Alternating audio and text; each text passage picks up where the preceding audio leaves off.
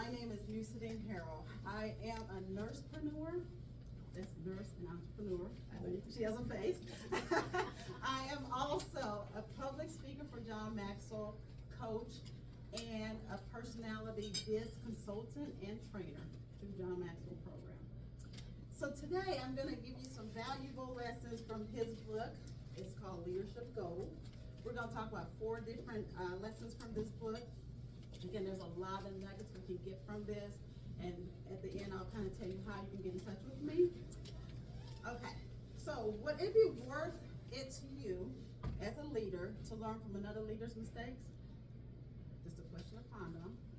So if you get insights and strategies from another leader, would you be willing to take that? Of course we will. So when we usually, as leaders, I am a leader, as I said, we usually have some failures in leading people. We do want someone to be there in our corner and to help us along the way.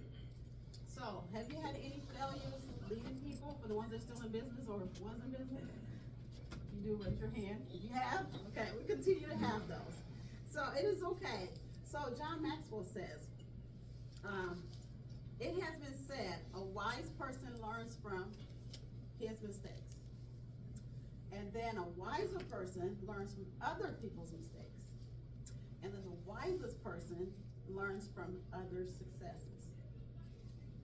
Today's focus, we're going to focus on no one gets to the top alone, how to lead yourself, how to handle defined moments and criticism, stop working and get in the zone, get real, your first responsibility. Leaders never stop learning. People quit people. How to be a leader worth following. What will be your leadership legacy?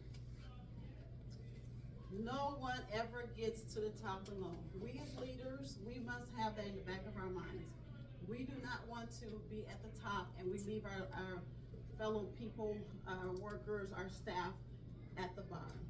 So one of the things that usually will happen with leaders that leaves their people at the bottom is because it's a personality issue. They choose to do so. In my leadership, what I've done over the years, I've been in business for 22 years, I've identified individuals that I thought they would be wanting to be leaders because of the way I see those individuals. And so I'll bring them along. I did personal training with them in terms of leadership training. I took them on retreats. I took them to conferences, John Maxwell C conference. And these individuals, needless to say, weren't really wanting to go where I was trying to lead them to. Even though I have the potential for them, they have to have the drive. So what happened was they quit the business, of course. So what we're going to target is, are you a leader that's at the top and by yourself? That's just a personal question. You want to avoid positional thinking. Positional thinking is, I'm going to go to the top and I'm going to just let the people be down there by themselves. We want to realize the downside and success and failures. We as leaders, we cannot be successful without the team. So you want to encourage your team. You want to progress with them. As they progress, you progress with them. And again, their failures, you want to be on board with that. And we as leaders, we make failures ourselves. We have failures all the time. One of the scenarios I think of, I had a business partner at my first business, and we got some consultants to come and talk to us. We were new at the business, so we thought this was a great idea to get these people to come in and give us some value. The value was we're going to decrease our tax liability, go figure. And these individuals, they came in, they started process of taking money out of our bank. First week, $4,000. Second week, $4,000. We're a small business, an in-home care agency. We had to pay people. So that was revenue we were taking and giving to individuals that weren't even real. These people were fake. When I came to find out, my heart just sank, and I said, oh my goodness, I had to take responsibility as a leader because I let this down. I let these people come in and take advantage. So the toughest person that you can lead is yourself. Did you guys know that? Yes, it is. So in order for you to develop your own leadership, you want to have self-discipline, okay? Self-discipline looks like this for me when I wake up in the morning, I wake up early. Leaders that are really successful, they have to wake up between 5 and 6. I do my morning routine. That composes of reading my Bible, I journal, and I exercise and meditate. So that's what gets me ready to go out to the world and to target people, because I deal with people. And then seeking accountability. You want to have people around you that's going to be there to give you advice, to support you, and even when you're not doing well, for them to tell you you're not doing well. And we want to learn to be fellowships. So you want to follow some people. Because again, we are not experts at this leadership thing, but sometimes we have individuals that way more knows about leadership or just how to become who they are and just follow them. And we want to practice patience. Patience is a virtue, you guys. So, I'm going to ask you a question. What is the quickest way that you can evaluate how you're leading your team for the ones that are still working? Okay, just a thought process. The choices we make are critical moments. Help us form us and inform others about who we are. We as leaders, we have to encourage people and bring them along. Who's the toughest person are you leading currently? Just think about that person. If you're still in leadership, what you would do, you want to value them, you want to love them, and you want to meet them where they are. Okay? Criticism is something you can avoid easily by saying nothing, doing nothing, or being nothing. There was a salesman. He went to a barber shop to get his hair cut. And he told the barber he was taking a journey to Italy. And the barber says, what part of Italy? He says, northern Italy. He says, oh, I'm from southern Italy. Why would you want to go there? He says, because I have a business trip. And then he says, well, what airlines are you taking? He says, it's named the airlines. And he says, what hotel are you going to be staying at? And he tells him the hotel. So this barber goes on to say, well, that airlines you're going to be taking, it is a piece of crap. I don't know why you want to take this airlines. They have no leg room. They have bad food. And then he said, the hotel you're staying at, bad area. Across town, bad area. And then he says, well, what are you going to be doing there? He says, I'm going to do business. I have a great business idea. He says, okay, are you going to see the Pope? He says, yep, I'm going to go see the Pope. And he says, you're not going to see the Pope because the Pope is not only going to see VIPs. So the salesman went on his trip. He came back 3 weeks later, back to the barbershop, and he said, well, how was your trip? He says, as a matter of fact, fantastic. The airlines was great. They accommodated me at the hotel. And he says, did you see the Pope? He said, yes, I did. He said, what did the Pope say? He said, the Pope, I bent down, I kissed his ring, and he says, what a lousy haircut you have. Go figure. Criticism, right?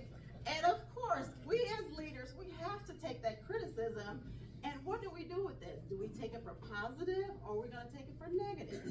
And we can, evaluate who is criticizing us. It could be someone that's being judgmental, or they may have some truths in there.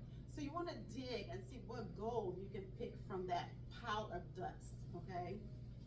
And we're going to talk about people change. People can change for the better only when they're open to improvement.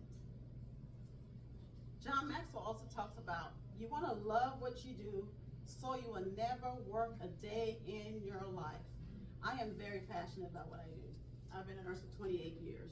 I love taking care of people. And in my field, I have to take care of people that are elderly. We do the elderly and disabled, and also individuals that have mental disabilities. I have from 16-year-old to 100-plus-year-old, okay, if they will come in my organization. So again, I wake up every day passionate. I have the drive. I am purposeful. I need to go help people, and that's how I do my job without feeling like it's a job, and I can do it for free. So I want to ask you, is that something that you have a thought process of? I would just get up every day and do something for free if no one pays me? That's what he's talking about here. So we want to talk about get real. We have some pitfalls, okay? One of the pitfalls that we can stop potential designed to focus on vision to the detriment of facing reality. In this line of work, some of my pitfalls I've had is dealing with the departments that I work with. I work with individuals with Medicaid, okay? And so my reality is, it looks different every day. And not only I'm taking care of individuals that really need the help and they cannot afford, so we depend on the government, I have to deal with department heads, their policies, their political views, and all of that. And it's not easy, but because I'm passionate about what I do, I dive right in. I keep going. So that's what leader does. You do not give up, because there's a bigger picture and it's not about us. So again, we as leaders, we have to admit our weaknesses. And we must, because your team already knows your weakness, just go ahead and put it out on the platter. We want to embrace realistic people. People that are realistic around us, that gives us feedback. We want to take that and try to figure out how to change whatever that situation is. We want to ask others for honesty. What do they think about you as a leader? In my organization, I've done a 360 leadership survey. And sometimes it's not really an easy thing to see that you have to do these changes, but as a leader, you must be willing to change in order for others to grow. And then you want to invite fresh eyes to check in on you. So you can get a consultant, you can get the organization, they may have a board, and then they can tell you and give you feedback also. Leaders, never stop learning. Make personal growth your priority. Again, as a leader, you want to evaluate yourself. Not only others are evaluating you, you want to also know, are you doing the right things? Pour it into yourself. I talked about self-discipline earlier. And one of the things that I do at the end of the year, because I journal every day, I take my journal, I go through my journal on the 30th or the 31st of December, and I map out everything that I've done for personal growth. Because if I cannot grow, I cannot bring others along with me. And so once I identify that, you want to have 10% of personal growth at the end of the year for the year that you just left out of. And that's how you will know that you're growing as an individual. You want to invest in yourself first. You cannot pour into anyone's cup unless your cup is full. And I've noticed that in my lifetime, doing business for so long, I will pour into others, making sure everyone else is okay. And then I'm left to the wayside, having to pick myself up. So again, if you're like me, learn from this experience and start pouring into yourself. You want to be a continuous learner. Whatever that means, you can read books, you can listen to podcasts, go to seminars. You want to do anything that's going to help you grow as a leader. And you want to create growth environment for the people you lead. Again, people look up to you. They see how you navigate systems, and then they will follow you. They follow the leader. People quit to people, not companies.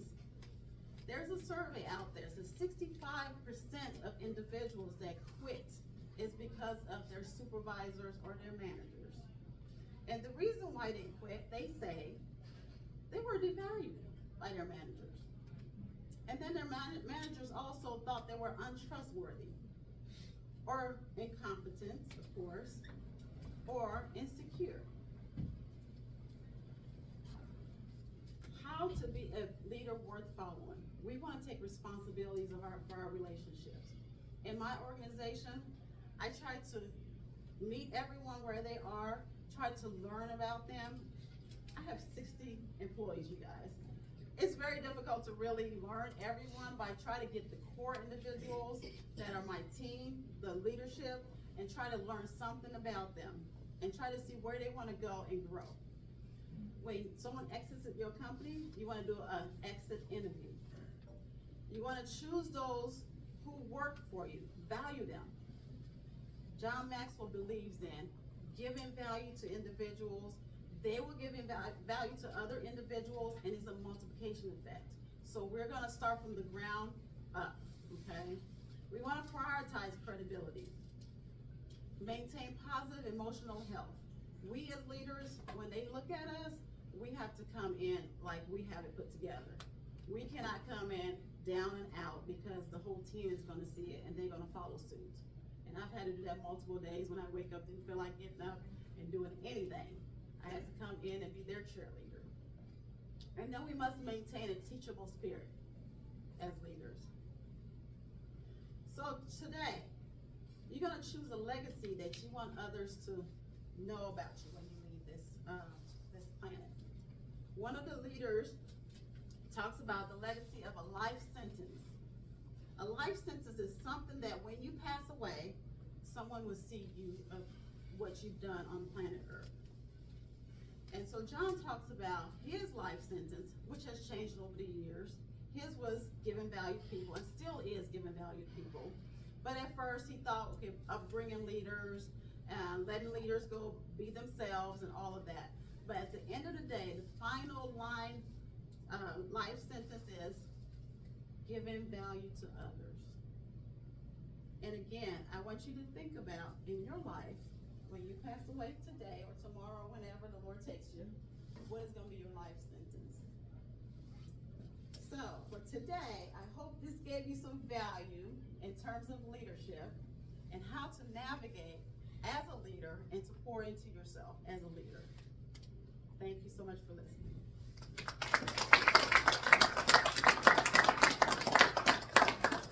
I have surveys, you guys.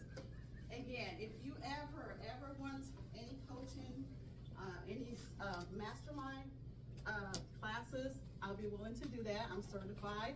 And I have a survey, if you don't mind doing that for me so I can have feedback. I really appreciate it. I have cards on the table. Again, it's my nursing card and my public speaking card. Thank you again. Here, we've got a card. Oh, thank you. And have you got one of these fine rotary writing utensils? People